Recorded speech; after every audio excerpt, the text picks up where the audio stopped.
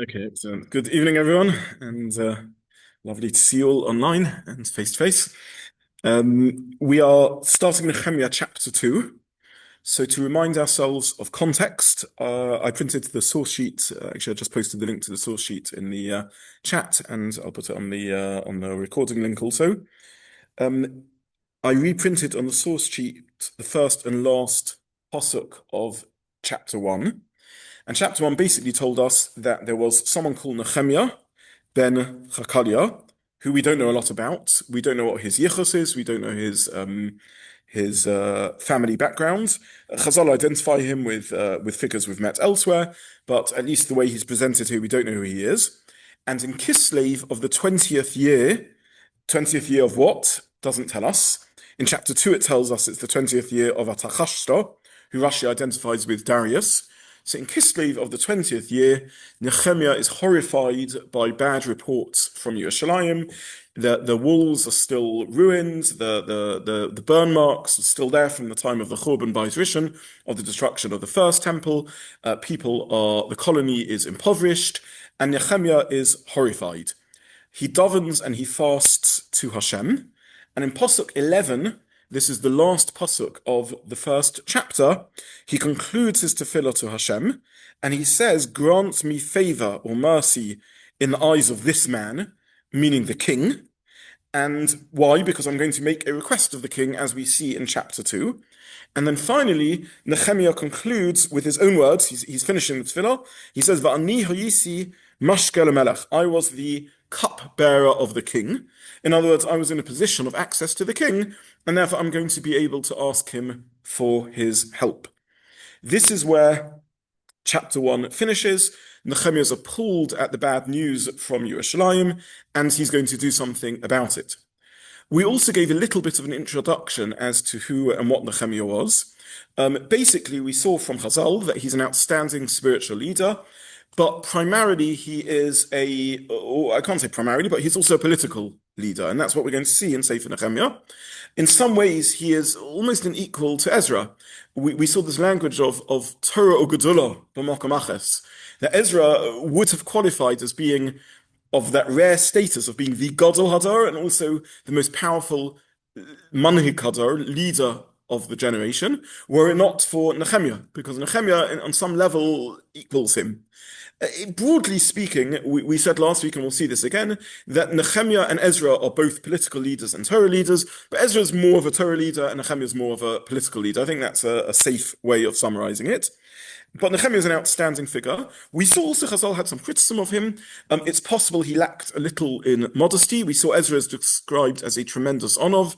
And Nechemia, there's little hints, Chazal, who are very sensitive to nuance of language and to criticism of outstandingly great people, pick up perhaps a little bit of a nuance, an indication that Nechemia, isn't quite as modest as he should be, but and maybe that's why he doesn't have a book named after him. But effectively, we are learning a new book. The narrative has switched from first person Ezra to first person Nechemia. Nechemia is telling us about his experiences, and basically he's going to tell us a story of going up to Yerushalayim and, for the first chunk of the story, reinforcing the walls of the Beis HaMikdash and the palaces and the city eventually as a whole.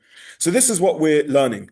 Where is this story located in time? We don't really know again. And possibly paralleling the Ezra story, possibly even telling us about the same incidents that we read about in Ezra, but from the angle of Nechemia. For example, we're going to see, hopefully still this week, that Nechemia is libeled and they complain to the king about his building of the walls. And this may parallel the earlier episode that we saw in Ezra, in which there's libels put forth against the new Jewish colony, or maybe this is a third wave. So we saw when we learned Ezra that there were two waves of immigration. The first actually not Ezra, but led by others, by Zerubbabel.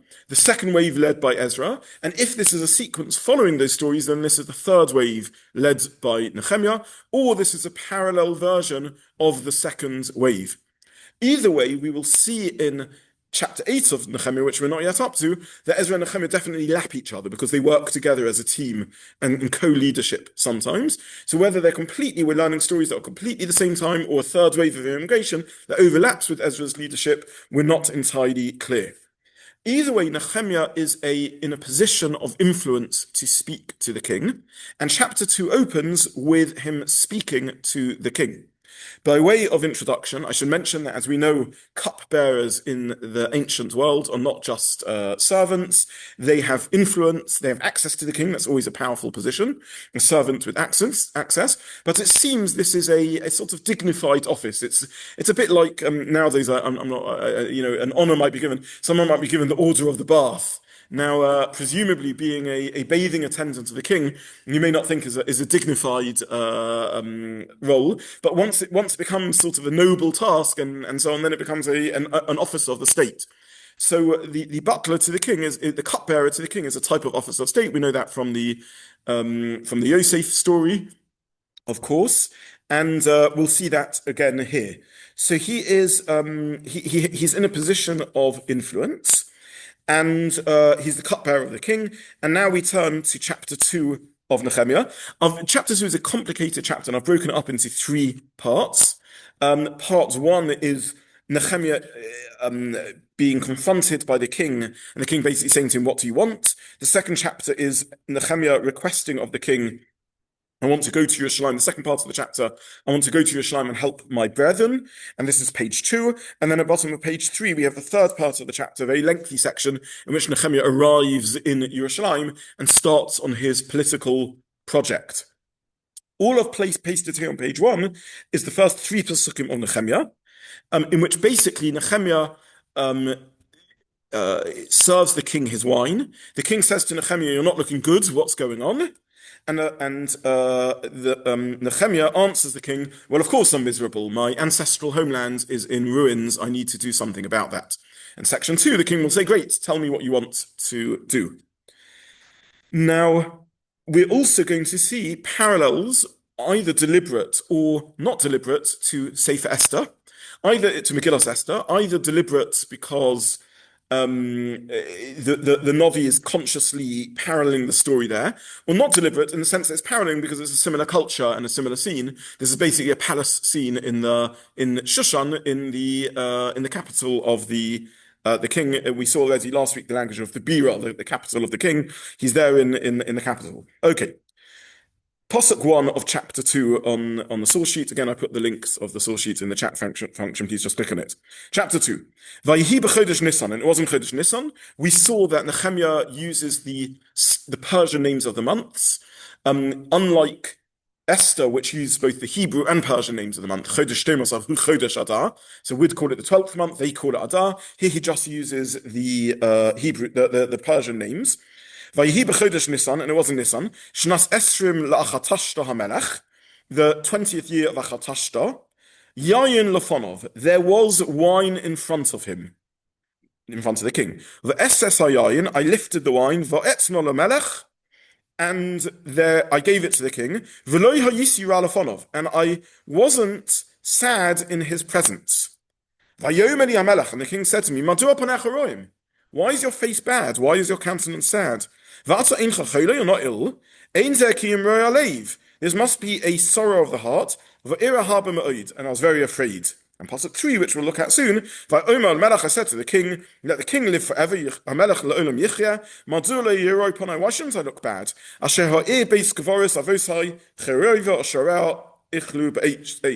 Of course I'm sad or bad. Of course I'm looking low because terrible things. I've had terrible reports about what's going on in Jerusalem. Okay, there's so much to unpick in these psukim to understand what's going on. The first thing to question is, when is this story taking place? Now, the beginning of Nechemia describes him as in the month of Kislev in the 20th year. This describes him as in the month of Nisan in the 20th year. Now, I know my order of months, Nisan, Iyar, Sivan, Tammuz, Av. So how on earth can this be taking place earlier than the previous encounter that Nechemia had with, which was the trigger of this incident, in which he heard sad reports about what's going on in Jerusalem? Some of you are already making hand motions to indicate the answer. The 20th year start, it was rain. Rain started just before. Okay, so good answer to the question. Well, we might be tempted to say, Rashi brings us a muktam Torah. Maybe this is written out of order. Says Rashi, that doesn't make sense, because this is a follow-on from the story. Nechemia's heard about the bad things going on in Jerusalem, and now he wants to respond to it. So the answer to the question is that Nisan of the 20th year follows Kislev of the 20th year. Why? Because it depends when the year starts. So let's, for argument's sake, say that the year starts in Tishri, like in the Jewish years. Rosh Hashanah is in Tishri. So Kislev is what, 3 months after Tishri, Cheshvan Kislev, 3 months after Rosh Hashanah, and Nisan is 7 months after Rosh Hashanah. So Kislev of the 20th year precedes Nisan of the 20th year, either because, like Jews, they also use Tishri as the beginning of the year in Persia, or because it depends on when the king's reign started and the years counted for them. I printed in the source sheet, we won't look at this inside, I printed the box underneath of commentaries on these first few psukim. I've basically just told you Rashi. So the event, and Rashi is really quoting the Gemara in Rosh Hashanah. So we've just had an analysis from Rashi in the Gemara, but basically Nisan follows Kislev, and this story follows the previous chapter story. Is there a new year for kings? There is a new year for kings, etc. Yes, all correct. Yes, all part of that discussion. That's why Rashi is, the Gemara is in Rosh Hashanah. The Gemara is discussing Rosh Hashanah, when years start and finish. Okay. Now, there's the language is unclear. It says, well, okay, let me actually ask a question before that. If this is the case, and Nechemia is so disturbed by the reports he received in Kislev, why on earth does he wait all the way to Nisan to ask his request? That's what, 5 months later. Why does he delay? Why didn't he speak earlier to the king than that? Any suggestions? Yeah, courage. Okay, plucking up courage. And maybe he's nervous about this. In fact, we'll see in the continuation of the story that he is nervous. Because Pasuk 2 says, Va'ira haba ma'od. I was very, very afraid after the king asked me what I want from him. So he's nervous, okay? Who else do we see delaying speaking to kings before they... Yes, yeah, another parallel to Esther. Maybe he's just scared, like Esther is, before you speak to a tyrannical king, you hesitate, okay? So this is one possibility. A second possibility, spiritual. He waits to Nisan because B'Nisan Nigalu, it's a month of Ge'ulah. And we've seen the whole way through Ezra Nechemia, there's always a parallel between political activism and spiritual activism. So maybe he wants to wait deliberately to Nisan. A third explanation is what's going on. The Pasuk says, Vayhi b'chodesh Nisan, shnas esrim la'chatashto hamelech, yayin lefonov. There's wine in front of him. Is wine in front of you a good time to wait for requests? Do we have any evidence as to that? Yeah. Esther's story again. We find exactly that. Esther, before she dares make a request of the king, she arranges a wine party. So maybe in Nechemia, he's not like Esther. He doesn't have the ability to arrange his own wine party, but he waits for a wine party before he makes his request. Okay. And fourth explanation is maybe he didn't plan to ask now. He was waiting, maybe stalling still or something like that. In a way, the king triggers the conversation. The king says to him, why are you looking down? So maybe the king notices he's looking down and asks him what's going on, and that's what he's been waiting for. He's been waiting for the king to notice that he's looking down so that the king will start the conversation. It's easier than him saying to the king, I'm feeling bad, can you help me? He wants the king to notice that he's looking down, and maybe kings don't pay that much attention even to their close servants, and it takes a long time till the king notices he's looking sad. Okay. Now, Nechemia says, I hadn't been up to now sad in front of him. So why is he looking sad or bad now? The Malbim suggests that maybe this is stress that's showing on his face. Maybe this isn't Nechemia deliberately trying to look sad. Maybe this is the king noticing that he's looking stressed. After all, what has he been doing till now? Well, we read in the last chapter, fasting and davening. So maybe that's beginning to show on his face. Now, when we read the Pasuk in the English translation, which translates it as sad, it sounds like the king is concerned with him. He says, why are you sad? You're not well. What else is going on but sorrow of the heart? In the in the Hebrew, however, we could read it very differently. Vayomer li hamelech, madua panecha ro'im. Why is your face bad? You're not ill. This is a badness of the heart. In which case we understand why Nechemia's reaction is, Va'ira haba ma'od. I was very afraid. So either Nechemia is afraid because you don't look sad in the presence of the king, or Nechemia is afraid because the king is accusing him of being bad-hearted. Now, what on earth might the accusation of the king be? Why might the king suspect that his loyal servant is looking bad at him? And what badness of a heart might the king be accusing him of? Why is a cupbearer an honored position in a kingdom? Worries about the quality of the wine. We see that in the story in Paro, or even more sinister, worries about poisoning. What does Nechemia respond? Vayomer HaMelech, HaMelech L'olam Yichya. I want the king to live forever. Okay, so possibly the king is looking at Nechemia. He says, "You look uneasy." Now, if you're a tyrant in that era, you're watching the body language of your servants well, and basically he's accusing Nechemia of treachery. In which case we understand why Nechemia responds by saying, "I was very afraid, I was terrified by the king's reaction to how I was looking." And he responds, "No, I want the king to live forever. I'm a very faithful servant. I'm looking low because of stuff going on with my own folk, my own people." Okay, so There is another interesting parallel which may be relevant. But Yosef asked the butler why he was sad. yes, Joseph asked the butler why he's sad also. Okay, I want to draw attention to one more feature, very, very interesting comment. I didn't share this comment when we learnt Ezra chapter 2, but I want to share it now. There is a very strange Gemara. I printed this in the middle of the box on the bottom page one. I bring Ezra chapter 2. The background to this is chapter 2 was the long chapter with a list of names, basically the Yichus project of Ezra, in which Ezra lists all sorts of people, and then he says there were various Kohanim that I couldn't find for them a birur, a clarification of their Yichus, their ancestral heritage. They couldn't prove they were Kohanim, and I exiled them from the Kohuna. And then the pasuk carries on and says there's someone called Tirshosa who said to them, "Make sure you don't eat karbonos until we can clarify what's going on over here." Now Rashi cites Gemara, who says, "Who on earth is Tirshosa?" It's a very strange name. And the Gemara says it's a pseudonym for Ezra, because Ezra is the one that hitir shasa, that they allowed him to drink wine. What's going on? A Jew is not allowed to drink yayin nesach, but Ezra got a special heter. Sorry, Nechemia got a special heter that he was allowed to drink wine. Okay, so let me just try and explain this again, what we've just said. In the middle of the box, don't worry if you saw it inside or not, Rashi cites in Ezra chapter 2 a very strange medrash in which a figure turns up and plays a leadership role with Ezra, a figure we've never heard of and we'll never hear again, Hatishosa. Hatishosa is involved in distancing the pseudo-Kohanim, the pseudo-priests, those who claim to be a priestly lineage but aren't able to prove their identity. Who on earth is Hatishosa?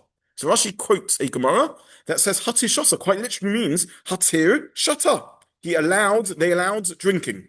There is a figure unique in Jewish history who the Chazal removed the gezerah that forbids one to drink non-kosher wine that's been touched. And then they link this to Nechemia. Where on earth do you get Nechemia from this? The answer is, ladies and gentlemen, they read this pasuk. Nechemia is a cupbearer. What's the job of the cupbearer to do if the king challenges him? Take a sip from the cup. So therefore, Nechemia needs a heter to be allowed to drink. This isn't a heter because he's a court official. Jewish nobles also have to keep halacha. If there's a drinking party, they're exactly the ones for whom the halacha has been designed. If there's a drinking party in the palace of the king, so you're a Jewish nobleman, you don't join in. But Nechemia, his whole role is being the cupbearer of the king. In fact, here in this scene, we see that he's accused by the king of poisoning him. That's one reading of the pasuk, that the king isn't saying you're looking sad, he's saying you're looking shifty, you're looking dodgy. Okay, if that's the case, he has to be able to drink the wine. This is the very beautiful comment of Rashi earlier. Now, I'll move on from the box. There's various other beautiful details in the Farshim, but in the interest of time, I want to make sure we try and finish this chapter. So let's move on from this section. Now, I printed here in the top of page 2 in the box a Gemara in Sanhedrin. It's a very, very interesting Gemara in Sanhedrin. Basically, the reason I want to look at this is sort of finishing our introduction to the personality of Nechemia and pointing out that Nechemia is a figure who has constant opposition to him throughout his life. He doesn't have an easy life. He's constantly triggering opposition. Our chapter is going to be the first time he has opposition, because as the chapter goes on, we're going to see that he asks the king for permission to go to Yerushalayim and rebuild walls. The king gives it to him, and there's a lot of people who are very unhappy about this. Now, there's an amazing Gemara in Sanhedrin, and the Gemara says in Sanhedrin that if you see someone who's always rowing, people are always broigus with him, he's always got enemies, you should certainly suspect that they are also unpopular up in heaven. Someone who's always ending up in fights it's a dubious sign as to what sort of person they are.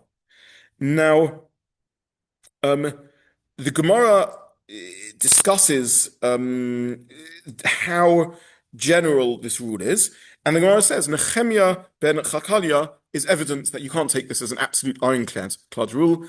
There are exceptions. And Rashi explains, and therefore I printed this source over here, that Nechemia is a profoundly unpopular figure, and nonetheless this isn't indication of his spiritual failures. Who is he unpopular amongst? Non-Jewish enemies who want to kill him because of his project of building the temple and the walls, and Jewish enemies who don't like his political leadership. So basically, all I'm bringing from the Gemara in Sanhedrin is that if you see someone super unpopular, and always in fights, and always brogus, and always people falling out with him, it's definitely a suspicious sign. Nonetheless, don't rush to be absolutely certain to condemn the person, because Nechemia ben Chakalia is a figure who remains unpopular throughout his life, and nonetheless, that's his leadership role to make unpopular decisions, even though he's constantly surrounded by enemies. And with that, we move on to the second chunk of chapter 2, where we will see Nechemia now stepping forward as a political leader, even at the price of being unpopular. Okay, so Nechemia was looking down, or looking shifty, looking bad. The king challenges him as to what's going on, and Nechemia says, well, of course I'm sad, things are awful in my homeland. Okay, let's learn the second part of the chapter, and let's see some sort of parallel languages between this and Sefer Esther. Vayomer li hamelach, the king said to me, Al ma zeh ata mevakesh? What are you seeking? Va'espalel el Elokei hashamayim, and I davened to the God of the heaven. Va'omer lamelach, and I said to the king, Im al hamelach toiv, im yatzav avdecha lefanecha, if it's good on the king, asher tisholcheni el Yehuda, send me to Yehuda, to Judea, el kivrei savosai va'evnena, to the city of my father's graves, that I may build it. Vayomeni hamelach va'shekel yesheves etzlo, and the king said to me, and the queen or the mistress is sitting next to him, Ad mosai yeh mahalocha mosai toshev, how long will you be there? Vayitzav lifnei hamelach, it was good in front of the eyes of the king. Vayisholcheni, and he sent me, va'etno lo zamana, and I gave him a time how long I will be there. Okay, we'll stop here. So basically, Ezra said to the king, Nechemia said to the king, I'm sad because my ancestral homeland is in ruins. The king said to me, what do you want? I davened to Hashem. I said to the king, I'd like to go there. And the king, sitting next to his queen or mistress, said to me, how long do you want to be there? And the king said, it's good, you can go. And I told him how long I want to be there. Okay, very strange sequence of psukim, and we need to unpick this also. Okay, first of all, parallels. This language of what do you want? Ma tamavakesh, right? Ma zatamakesh, ma bakosha seich, and so on. What's your bakosha? Very similar language to Esther. Imal Melech Toiv, also identical language to say Esther. If it's using the king, we're seeing the same setting, the same scene, the same sort of culture, the same atmosphere, the same environment, and therefore the same sort of language being used. We'll see later that he asks for letters to be sent, which again is an Esther type theme. Now, there's another subtle parallel to Esther going on over here. Nechemia says in Pasuk 2. I davened to the God of the heavens. It doesn't tell us where he davened. Pasuk 4. I davened to the God of the heavens. Pasuk 5, I said to the king, if it pleases the king, let me be sent to Yerushalayim. Now, how did he daven to Hashem? And what were the words of his tefillah? Did he pause in the middle of the conversation to daven to Hashem? Says the Malbim, but quite possibly he's engaged in dual conversation. What does the pasuk say? I said to the king, it doesn't say who the king is, please, O king, send me to Jerusalem so I can build the city. Who's he speaking to? As far as the king is concerned, ostensibly, he's speaking to the king. But in his mind, he's davening to Hashem. This is the beautiful reading of the Malbim and the Pasuk, and it's Peshuto Shel Mikra. It's a very lovely reading of the language of the Pasuk. He says, and I davened to Hashem, and what did I say to the king? God, I said to him, King, God, or king, physical king, send me to Judea so that I can engage in a project. So it's an amazing dual reading of that. Do we know anywhere else where the name Hashem isn't mentioned, but every time the king is mentioned, we read it as God intervening in history? Of course, this is the story of Esther itself. The Gemara in Megillah says this explicitly, that every time there's a melech in Megillah Esther, we should see it as this parallel story of there's a king, and this sort of parallel conversation going on. So again, this is a familiar sort of pattern of behavior. Again, those online, I'll just paste the link because I see more people are joined. Okay. Now, the king says to me, how long will the journey be, and when will you return? And then it says, it was good in front of the eyes of the king, this is Pasuk 6, and he sent me, and then I gave him a time. Well, if the king asked me, how long am I going to be? Surely it should say, I gave him a time, and then it was good in the eyes of the king. It seems that even though the king originally said to him, how long will you be? Ultimately, the king says, you know what, just go. And only then I gave him the time. What triggered that sort of change? We don't know. Possibly the queen or mistress sitting next to the king, who perhaps favors Nechemia, we don't know. So again, Pasuk 6 is an unclear Pasuk. The king said to me, and the queen is sitting next to him, how long shall your journey be? Well, when you return. I'm not just going to give you a carte blanche to leave forever. And then it says, it pleased the king, and I set him a time. It seems that the king didn't wait for him to set the time. He just gave him permission to go. Now, who is this queen or mistress sitting next to the king? So here we come to a very unpleasant word. The hashegel yosheves etzloi. The shegel is sitting next to him. Who is the shegel? What's the meaning of this word shegel? The answer is the word shegel appears a few times in Tanakh, and most of the time it's not used in a very nice sense. For example, it appears in the Tochacha, in which it says, you will betroth a wife, and someone else yishaglena. And it's a kriya kasiv, and it gets changed to yishgavena. So it seems it's referring to intercourse. It's not a refined language for intercourse. And therefore, the Pasuk, when it's talking about the Tochacha, basically says that one of the punishments, this is in Sefer Devarim in chapter 28, one of the terrible punishments will be that your women will be taken and slept with in the most crude sense of the word. So it seems to be not a pleasant word. It's a crude word. It's referring to a sexual partner. Now, Rashi says this is the queen, and perhaps indicating the nature of Persian relationships. Again, pretty much reminiscent of Sefer Esther, where unfortunately that's how the king chooses his partners based on their attraction to him, and that's the relationship he's looking for. So it may refer to the queen. It may be that the king has multiple partners, and one of his partners, one of his consorts, is there for sexual pleasure, and the others are there for other roles. And that's what it means. The shegel is the name given to a particular queen, the queen who is the partner, the sexual partner of the king. Possibly that's the meaning of the word. There is a Gemara in Rosh Hashanah, which I printed at the ends of the commentary box on page 3, in which the Gemara is discussing the role of Koresh Dayovesh. This is a Gemara we've seen previously, in which the Gemara says Koresh is Dayovesh. And the Gemara says even though Koresh/Dayovesh start off good, they become corrupted. Where do we see they become corrupted? And the Gemara gives 3 suggestions as to how Koresh/Dayovesh falls from virtue. Either because when they finally give permission for the Beis HaMikdash to be built, do you remember we saw in Ezra that he insisted that every 3 rows of stones there should be wood, so that it's burnable? Is this ringing a bell to anyone? So that's one example the Gemara gave, and we looked at this Gemara previously, in which we saw that the king isn't so magnanimous, in which the king says, to Koresh, he says, I am the king, or Dayovesh, he says, I am the ruler of the world, and I'm going to let the Jews go back. Actually, he isn't so secure. He insists that the Beis HaMikdash is built in a weak manner so it can easily be destroyed. Or, says the Gemara, and we again saw this later on, when Dayovesh said, here's money for Korbanos, he said, go and pray for me. In other words, he's giving charity on condition, which isn't the highest level of behavior. That's the second thing the Gemara says. Or the third suggestion the Gemara says to show that Koresh, who started off as Mashiach Hashem, the anointed one of Hashem, who's the great emperor who's going to restore the Jews to Yerushalayim, doesn't end life as such a refined person, is this language of Shegel. This horrible language used to describe the promiscuous, perverse atmosphere in the Persian palace. That the king is sitting there with his mistress on display. The Gemara considers something very foul. The Gemara says that this isn't his wife, this is his dog.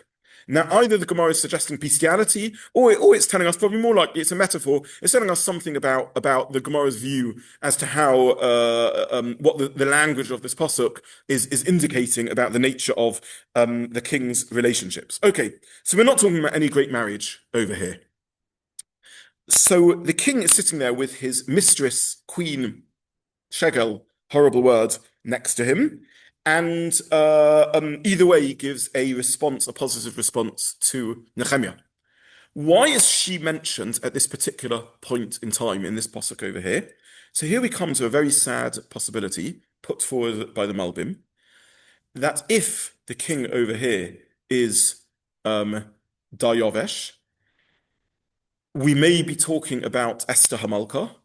Esther possibly is the Shegel referring not to his partner, but his mother, who is maybe the queen mother, and she is the mistress of Achashverosh.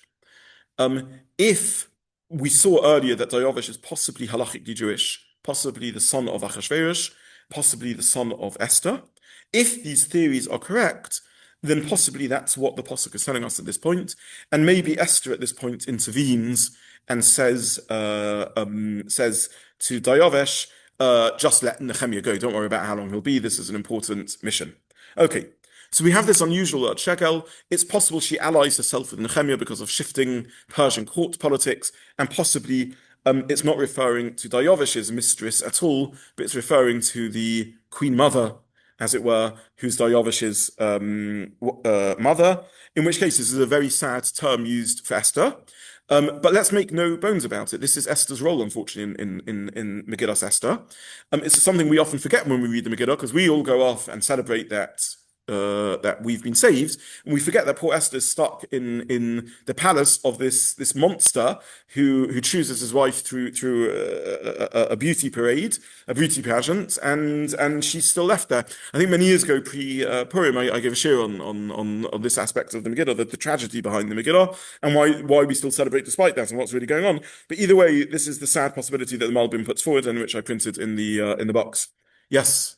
And then could that explain Nechemia's delay in addressing this request before the king, waiting for a favourable moment? Yes, it could be. Dan is asking, could this explain the delay? Maybe he's waiting for Esther to be back in favour, or Esther to be there, or if she's mother to be around. We don't know how old she is at this point. Yes, possibly. Okay, so what have we said so far? Nechemia steps forward. He makes a request of the king to be allowed to go back to Yehuda, to Judea, and rebuild the city. And the king responds favorably, possibly because he's in a good mood because of wine, or he's in a good mood because his mistress is there with him, and that makes him happy. By the way, the Gemara understands that when Esther makes the party for Achashverosh, it's not just about wine. She is making herself available to Achashverosh for relations, and that's also part of what's going on. So again, there's maybe a parallel to the Esther story. The Gemara says that Esther says to Mordechai, I really don't want to go into the king. And if I do, I'm giving up my soul, because for the first time, I'm not being compelled to have relations with the king, but I'm voluntarily choosing to make myself available to the king. I'm setting out to seduce him or attract him. And that's what she does as a mission for the Jews. The description of Esther and Nechemia is describing a very, very corroded Persian atmosphere. I mean, we're talking about filth over here. We're talking about wine and promiscuity in the most horrible way. There is another side feature over here. which is that he describes his longing to go to Yerushalayim, to Yehuda. He describes it Kivros Avosai. I want to go to the city of my parents' graves. That's an unusual way to describe Yerushalayim or Eretz Israel. We do sometimes head to Israel to visit graves, unfortunately, but it's surprising that Nechemia would identify this as his reason for wanting to go. In fact, we know his reason for wanting to go because he wants to rebuild the city and reestablish the Beis Hamikdash on proper functioning level. So why does he describe Yerushalayim as I want to go and visit the place of the graves of my ancestors? Yeah, we don't know, but possibly more palatable. Again, we're only able to try and work out what's going on. There are two suggested reasons why it might be more palatable. Either he's saying to the king it's dead. Don't worry, this isn't going to become a vibrant place of life. This is just this is just about this is our historic homeland, and it's where Jews used to live and so on. So it's possible that Persians we have some evidence from this from external sources that Persians thought cemeteries should look good. The king wouldn't be happy. So he would relate to the idea Persians gave ancestor worship, ancestor respect. And maybe that's what he's saying to the king. You can relate to the idea that if my ancestors' graves are in a bad state, I need to go there to sort it out. Possible that's what's going on. Be a part of the Yosef story where Yosef turns to I need to bury. Yes, yeah, the burial of Yosef. Yeah. Okay. Let's whiz forward. Pasuk 7 and 8 and 9. In the interest of time, I'm going to read them outside. So the king says you can go. Then I turn to the king and ask for more. And I say to the king, let there be a letter given to the governors beyond the river to let me pass through till I come to Judea. And let me have a letter to Asaph, the keeper of the king's park, that he give me timber to make beams. Okay. So again, a parallel igros, letters. He asks for a letter so that he can get safely to Yehuda, and he asks for beams. Let's have a look at Pasuk Ches. V'igeres el Asaph. Please send me a letter to Asaph. Shomer hapardes asher melech. The keeper of the king's pardes, which belonged to the king, and that he should give me eitzim. He should give me wood, timber for my building project. What's the meaning of the word pardes? So we traditionally translate it as an orchard. Rashi comments that it seems the correct translation is ya'ar, woodlands, not an orchard. An orchard may be one specific type of woodlands, but it seems it's a more generic term. It's a term that evolved over time. So whereas we use it for orchards, it seems that in this stage enough at least, it was used for all woodlands. And therefore he's turning to Asaph, who's the woodlands manager, and says, give instructions to Asaph that I should be given timber for my building project. Now, what exactly is the wood meant to be used for? Again, let's look in Pasuk 8 at the bottom of page 2. It should be used likros to make beams or to roof. Likros can mean either beams or roof. The shari habira, the gates of the castle, labayis of the house, or lachomas ha'ir, and of the wall of the city, or labayis asher over olav, and to the house that I shall enter into it. So it seems he's asking for fortifications of the castle around the Beis Hamikdash, or fort we saw. Bira could be translated as a fort. He's asking for beams for the walls, and he's asking for beams for his house. Why would he want beams for his personal house? To protect himself. Why does he think he'll need protection? Well, we saw earlier. Yeah, he's got enemies. So he knows he's going to attract enemies. He knows that he's going to be unpopular, and therefore he wants protection in his house. And the king grants all of that to him. Pasuk 9, he gets there, and the king also sends with him armies, soldiers, and horsemen, and he arrives beyond the river. Pasuk 10, this is the fateful pasuk. Vayishma Sambalat HaChorani. Sambalat the Chorani, so we're now at the top of page 3, heard. V'Tuvia ha'eved ha'amoni, and Tuvia the servant, the Ammonite, heard. Vayeru lahem ra gedola. It was bad to them. They thought this was very bad. Asher ba Adam levakish tova livnei Yisrael, that someone had come to request good for the Jewish people. Okay, so here we meet now a new character. we meet someone who is going to become an enemy of the Jews, Sanballat and Tobiah. And Sanballat and Tobiah are very upset that Nechemia has been given this authority to come and with great pomp and have this request from the king.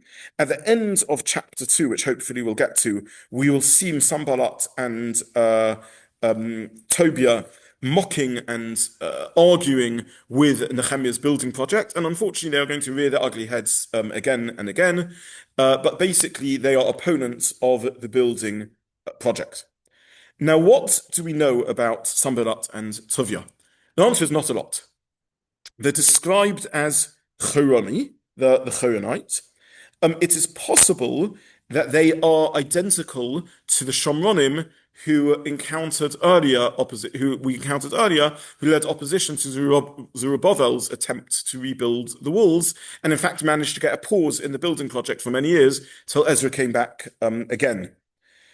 You remember in Ezra Perek Daled, sorry, Yehuda Minyamin, and all that language that was used. So it's possible that these are the same people over here as we had earlier. Now, I'll mention 2 points. The first is from what we know of the location of Choroni. There is an area north of Yerushalayim called Beis Choron, in which case that would fit that being a Shomron region. If you think of your geography, so it's possible that that's who we're talking about. There is also a piece of historic record, archaeological evidence, a document that's been found that it's known as the Elephantine Papyrus. It's a very interesting historical record that was found. I spoke about Elephantine actually once many years ago in my Sunday morning series. But basically speaking, there was a Jewish settlement in Elephantine. Elephantine is an island on the Nile where Jews went after the destruction of the first Beis HaMikdash, and there was a Jewish colony there, and it remained for some time and lasted for a period of time, and eventually was destroyed sometime around now, by the way, sometime around the building, the early years of the second Beis HaMikdash.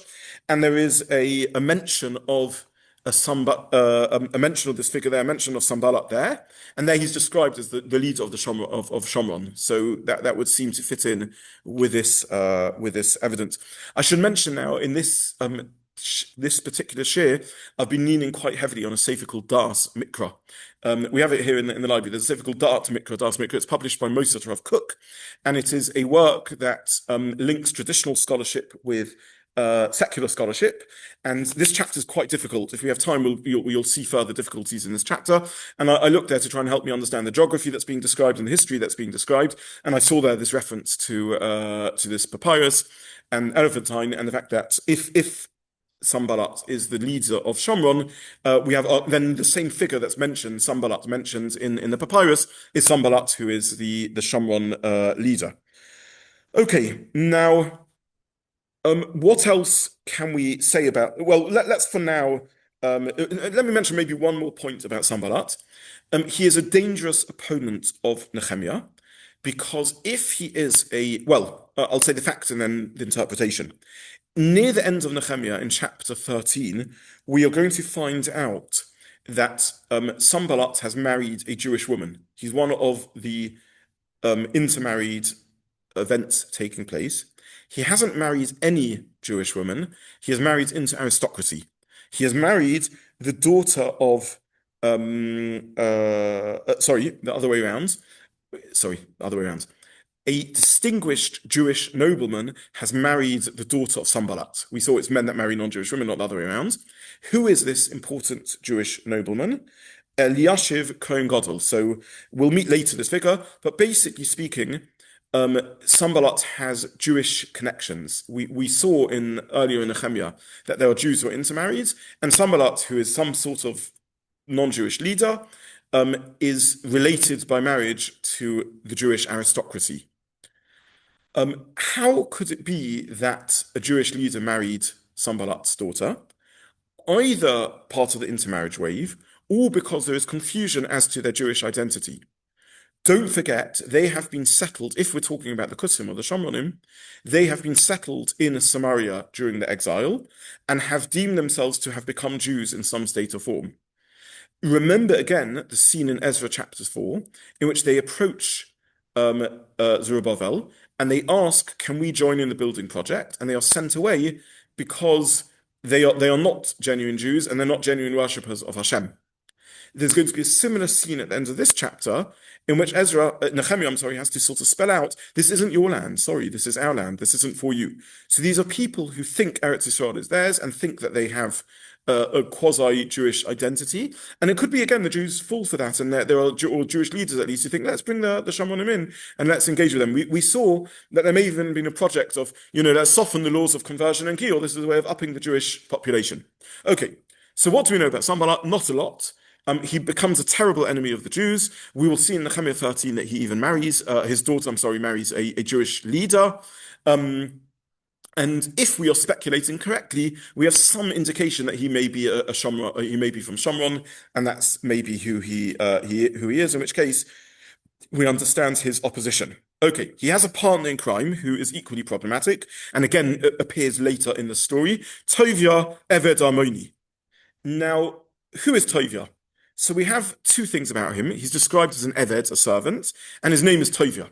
Tovia sounds like a nice Jewish name. In fact, it means Tovia, God is good. So is he a Jewish person who is a traitor? In other words, he doesn't like the return of the Jews to Israel, or he doesn't want the Jewish community to become too strong. Is he a Shomroni who thinks he's God-fearing and therefore has a nice Jewish name, but actually is a problem figure?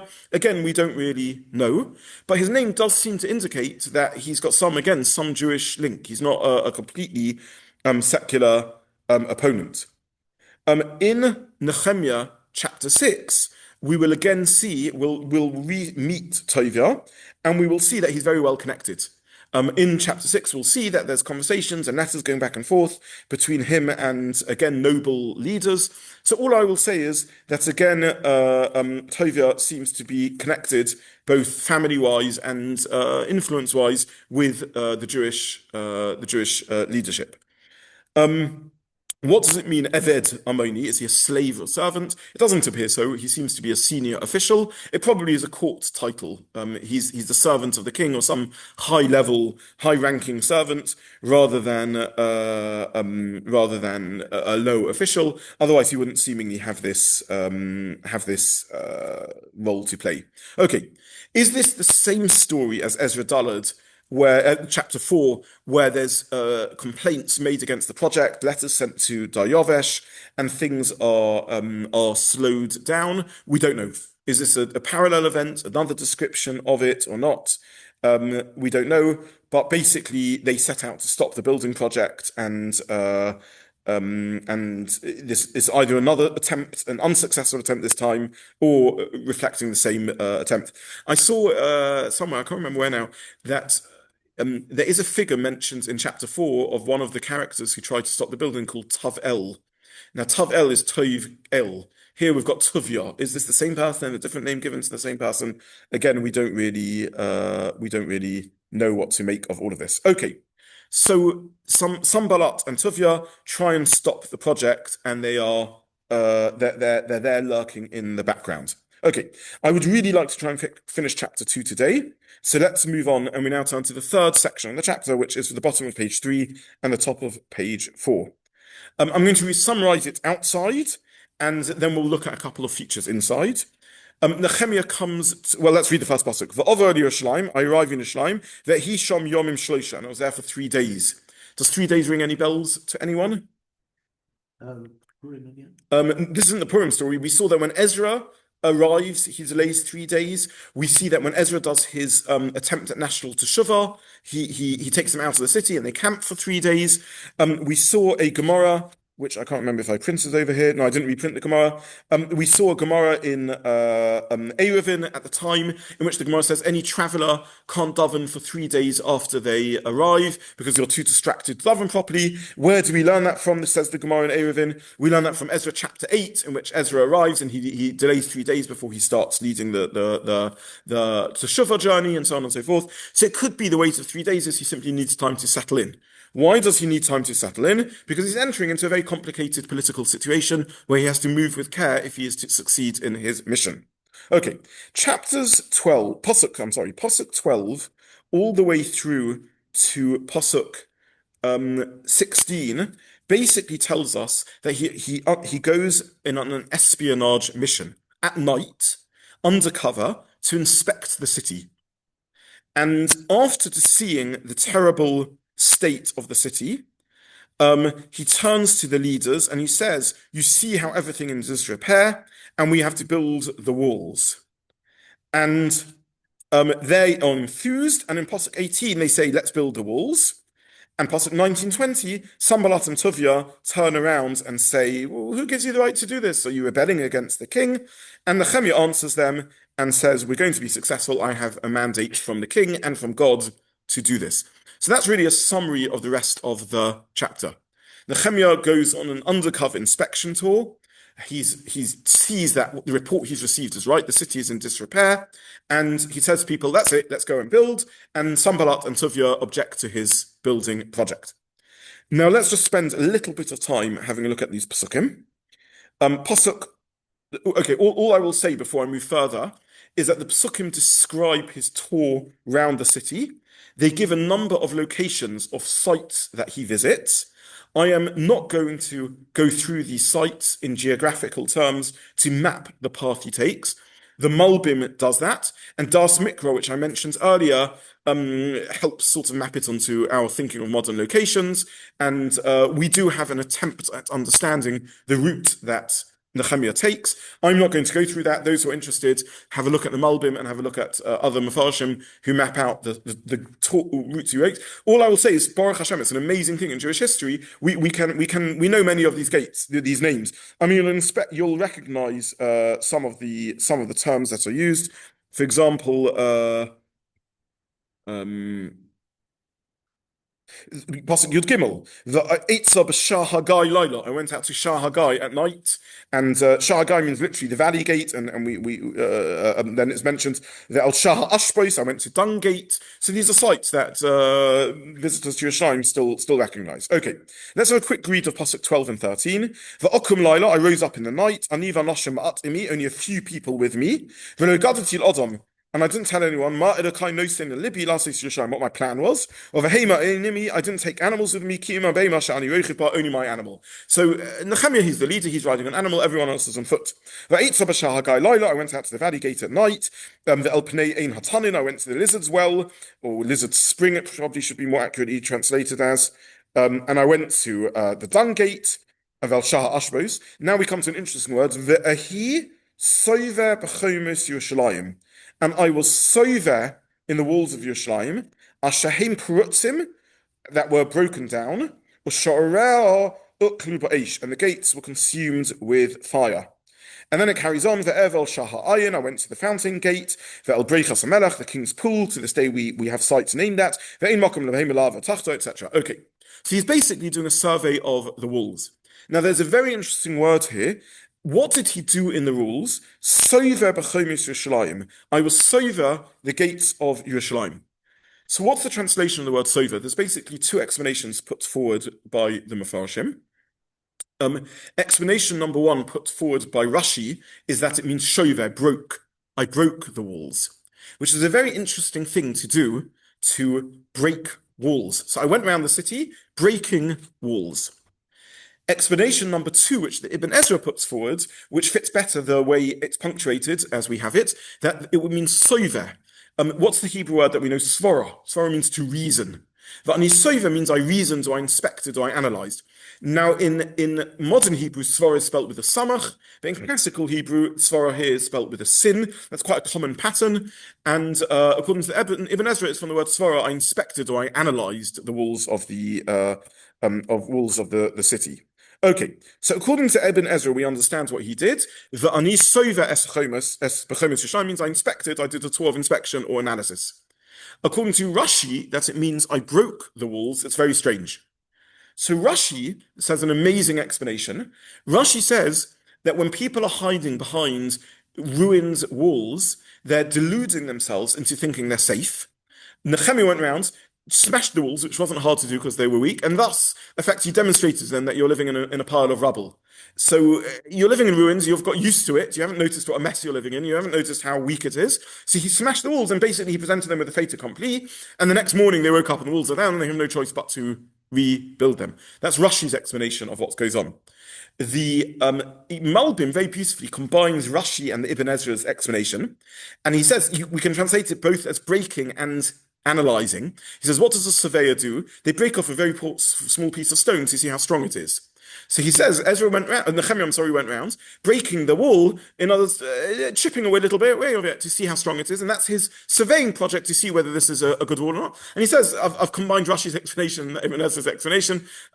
If it means broke, it means he was breaking off little pieces to check, and if it means Ibn Ezra, that it means analysed, he was doing a good surveying job and breaking little bits off the wall to see how strong they are. So this is a very beautiful explanation of the sequence of the Psukim. He's basically analysing and checking. Let's just use literally the last minute that we have left available. Pasuk 16, 17, 18, he basically rallies the people and he says, you can see how low we are. Yerushalayim lies in waste. The walls are destroyed. Maybe he's had a part in destroying the walls, as per Rashi. We need to do something. And they agree with him, and they say this is, let's have a look at Pasuk 18. I said to them that God's hands was good with me. We've seen that language before, again and again. Yad Hashem Tova Olav. I told them about the king's word. We have a mandate from the king. We have a mandate from God. Vayomu, and they said, Nokum ovaninu, let us get up and build. Vayechazku yodeim latova, and they strengthen the hands for this important work. And finally, Pasuk 19, Sanballat, who we met before, Tovia, and now Geshem, who is an Arab. And again, we're going to see that there's even therefore more enemies who are joining. They insult, they laugh, they mock, and they scorn, and they say, how sweet are you going to be rebelling against the king? And Nechemia replies to them and says, yes, we have permission. He says, Hashem will help us. But you, v'lochem ein chelek or tzedakah v'zikrim b'Yerushalayim, you have no chelek in Yerushalayim, you have no tzedakah or righteousness, and you have no memory in Yerushalayim. In other words, this isn't your historical city. You have no right in this. You're newcomers, and you're not virtuous people, and therefore I don't want you to have any part in the project. This is how the chapter concludes. And with this, we'll be able to turn to the next chapter, chapter 3, and see how things actually work out. Thank you so much to everyone for joining. And I wish you all a good evening. As always, thank you so much to those online also for joining. And we managed in my goal of finishing the chapter in one week, which I'm pleased about. Yeah. Okay, again, I've skipped over really the detailed tour of Nechemia, but I think for the purpose of our story, we don't need to go into that in detail. It's fascinating for those interested in this, how we can, Baruch Hashem, we can still map out to modern day Yerushalayim, the size is necessary. It is a bit reminiscent in my mind, by the way. I mean, the secret tour that he's making. If you read the stories of pre-48, you read exactly identical stories of how by the cover of night, people are going out to inspect the lay of the land and even on occasions create fait accompli upon on the landscape and so on. So there is again echoes of other incidents.